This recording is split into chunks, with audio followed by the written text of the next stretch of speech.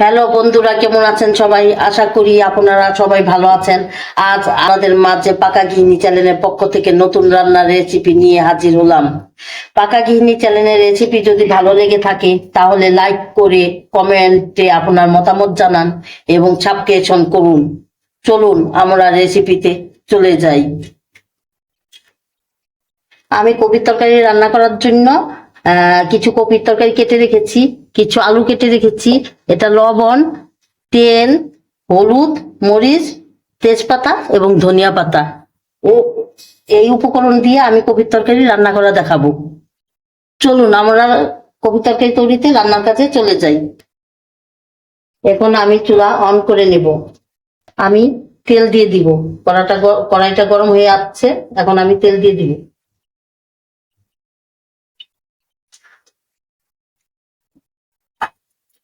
তেল গরম হয়ে আসলে আমি এখন এখন আমি আলু আলু দিয়ে দিব। তেলটা গরম হয়ে গেছে, এটা দিয়ে দিব।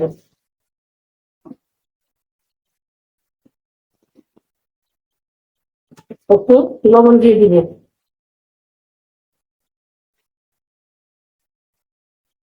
আমি আলুটাকে ভেজে নিব।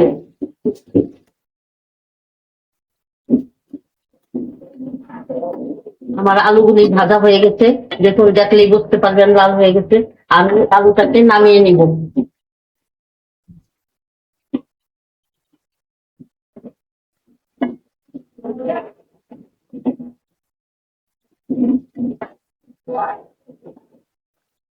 এখন আর একটু তেল লাগবে, তেল দিয়ে দিব। দেখুন আমি কপিগুলি কিভাবে কেটেছি, ছোট ছোট করে কুচি কুচি করে। এখন আমি জিরা দিয়ে দিব, একটু লাড়াতে করে দিব। জিরাগুলো একটু কালো হয়ে আসলে, ভাজা ভাজা হয়ে আসলে করবার জন্য আমি কপি গুলা দিয়ে দিব।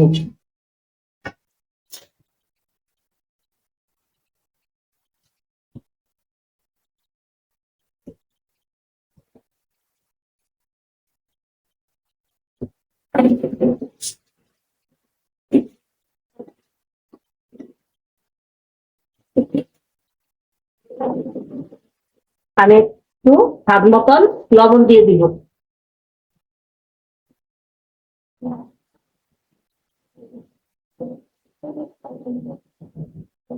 হলুদের গুঁড়ো দিয়ে দিব।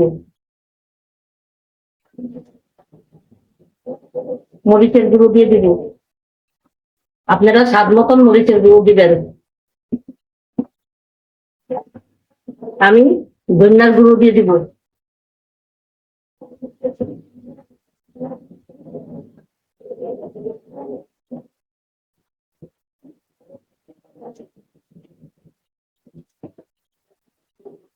তেজপাতা দিয়ে দিব।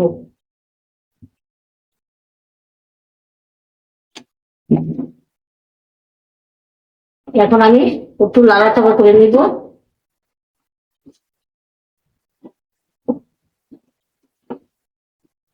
আগে থেকে ভেজে রেখেছিলাম এই আলুগুলো দিয়ে দিব।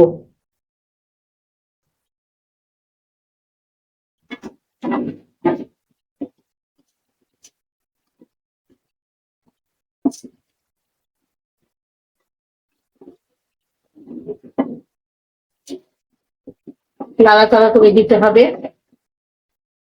যেন পুরান না লাগে।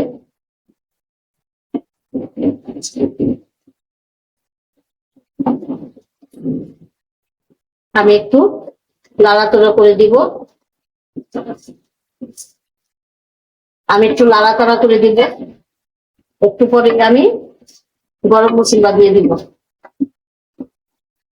হয়ে যাচ্ছে, এখন আমি গরম মশলা দিয়ে দিব। গরম মশলাটা দিয়ে নাড়াচাড়া করে দিব, যেন গরম মশলাটা সব জায়গায় লেগে যায়। আমি এখন ধনে পাতা দিয়ে দিব। ধনিয়া পাতা দিয়ে দিলাম। এখন আমি নাড়াচাড়া করে দেব। আমার সেটা হয়ে গেছে। এখন পাকা গৃহিণী চ্যানেলে যদি রান্না ভালো লেগে থাকে তাহলে লাইক করে কমেন্ট করে সাবস্ক্রিপশন করুন। আমি এখন এটা চুলাটা করে দিব। ধন্যবাদ সবাইকে।